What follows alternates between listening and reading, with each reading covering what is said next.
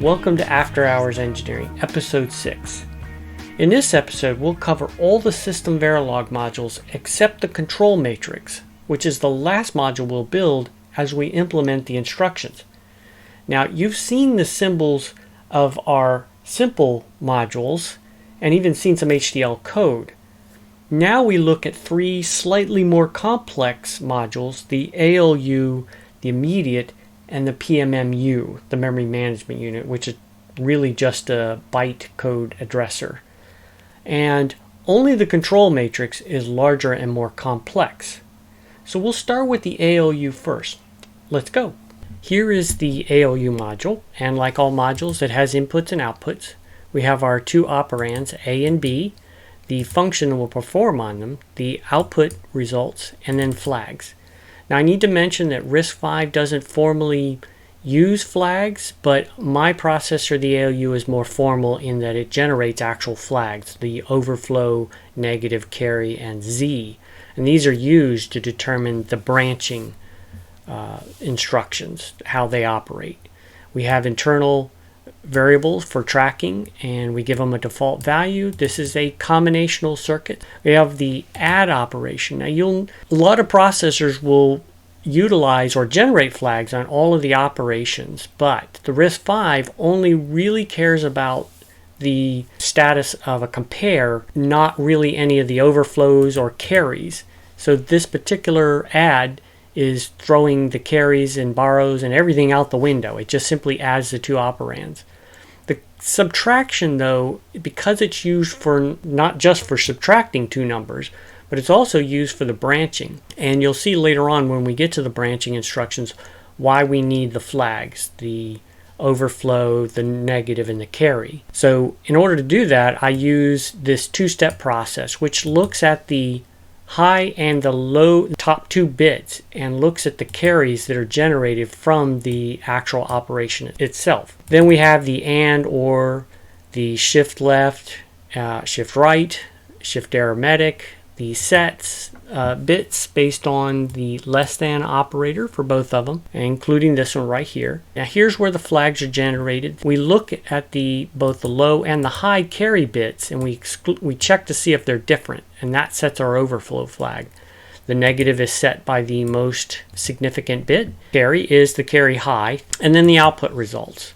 And that's it. That's our whole ALU. It's a more formal ALU versus what you might see in the monolithic versions, which combine and compress a lot of this down. This is the ALU we'll be using for the RISC-V processor, and so far it seems to be working. Next is the immediate module, and it's driven exclusively by the instruction register, and its intent is to output an immediate value based on that instruction. Here we're tearing the instruction apart by looking at different pieces of it, the opcodes, the immediate sources, function 3, if there's a shift amount depending on the instruction itself. Our combinational circuit here will look at the opcode and figure out what it needs to set for our mux down here. So as an example, if it's an I type, we know that we're going to pull in the I type source. So in this case, we know that I types can be signed, and it will take and extract out of the instruction itself various bits and concatenate them all together and then pad the uppermost with whatever the sign came out to be up top here. The same goes for the S type, the U type. The B and the J are the swizzled types, and in this case we're unswizzling or reversing the swizzling that's in the instruction and then concatenating it all together plus the sign. Same for the J. This concatenation is the reverse of what an assembler or a compiler may have done to insert it into the instruction itself from the produced value. And then we have the last one, which is a shift amount. And we have a couple of extra here that are not used. That's the immediate module. All it does is it looks at the instruction again and dissects it, and then determines which instruction category that is in play, and then chooses an immediate source to generate the immediate value itself. That's it. And finally is our Pmmu. This is slightly more complicated than the other two modules we just looked at. It's driven by function 3, which determines the size of data that we're either loading or storing from memory. We're either doing a byte, a half word, or a word. We always pass in a byte address value, not a word address value. The data that's coming in, whether we're reading or writing, and the data that comes out. So here we're interrogating the function to determine what we're going to do. So in this case, we know, looking at bit 2 of function 3, that whether it's assigned or unsigned. We can look at the lower 2 bits and see whether it's a byte size or a half word size that we're dealing with. We can also take and convert the byte address to a word address, and then we have the data that's coming out of the BRAM. So this is all driven by muxes for the most part. We have our byte mux, which is going to take a byte selector. So whether we're storing or loading, in this case we're looking at what we're going to pull out of memory. So we're either going to pull out and care about the last byte or the next byte or the most significant byte in this case. And the same for the half word, only we need a mux2 for that because there's only a lower half word and an upper half word. Then for the storage, we have another selector. In this case, it's selecting the same byte, but it's a little bit different. We're actually merging the data that we're passing in, a byte, and we're merging it with the data that came out of memory. So we literally will store a byte in this case in a specific address. And the same for the next byte up, and then the most significant byte goes up here if we're doing that one, and we're storing it here. And again, this is all based off of word addressing.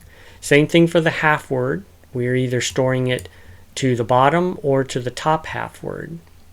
Now in the combinational section, we're looking at that sign bit to see whether we're going to where the sign bit actually is. If it's a byte that we're dealing with, then we know that the sign bit is in the bit 7 position, and if it's a half word, it's in the bit 15 position. Okay, so if we're writing and it is a byte that we're writing to, again, we're going to set byte into the lowest part of the register and then sign extend it. Again, this is what we're pulling out of the memory, and we're going to load it into the destination register. And as we saw in the diagram, what we pull out of memory, if byte or half word, the top portion is sign extended right into the register. So we'll lose data. Whatever's in that register we'll lose except for the incoming information. And that's it. If it's a word, then we have nothing to do in this case. The whole word's coming out of memory and will go directly into the register as a word. In this case, we're storing our data into memory, and if it's a byte, we'll store it here. We'll select the byte data as a source, and if it's half word, we'll take our half word and store it in there. Otherwise, it's passing straight through. And finally, at the bottom is the memory itself, and there's our storage data coming in, the word address that we're working with, what we're doing, reading or writing, and then any memory that's coming out. Another way to look at how the Pmmu operates is to look at it logically as a diagram. We'll look at the write operation first. So here we have our module's input. This is the data coming into our module right here. And ultimately, we want that data written out to the RAM here. So if we're storing a word, we know that we can just simply pass it straight on through a mux and into the memory. And that's done by looking at the half word and byte size. Their values will select which one. So if it is not a byte size or a half size, that's a 0 and a 0. So that'll route the whole word straight through the mux and in here, and that's what storage data in is. However, if it is a byte size, so that would be a 0, 1, then we know we're going to take this path right here, and we'll take that code that we saw where it was merging the data together with the incoming data and routes it through the mux and into the RAM. Now it uses that in combination with what came out of the RAM on a prior cycle, and that's where we're merging it together. So logically, that's what we were seeing in HDL code. And the same thing for a half word, only we only need a 2 input mux because there's the upper half and the lower half, and I'm just showing an example right here. But again, If the half word side bit is on and this one's off, then that means a 1 and a 0, and that means we'll take this data right here and store a half word into RAM. So if we look at the byte side or the output, we know that the data coming out of RAM is going to go into our MUX, and we're going to use a byte selector if we're operating on bytes. And in that case, we'll look at only the low 7 bits. It'll get routed out into our byte size, our data here, and we'll pull out a sign, and we'll sign extend it with the byte data, and that comes out and goes into a register.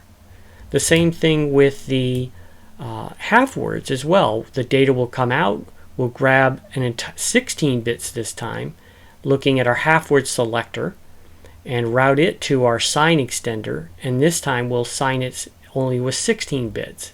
And that again will come out to the output and go into a register, into the register file. This is a different way. If we zoom out, you'll see a whole picture of the thing. And this is a different way of looking at the Pmmu. It's not to great detail, but it does show logically what is actually happening. Again, we have our writes happening over here and reads coming out over here, either sign extended, depending on whether it's a 0 or a 1. And that's it. Well, that covers all the modules except for the control matrix. At this point, we're ready to start building our processor, the RISC-V Ranger RISC. And as such, I'm looking forward to implementing our very first instructions. So until next time, peace.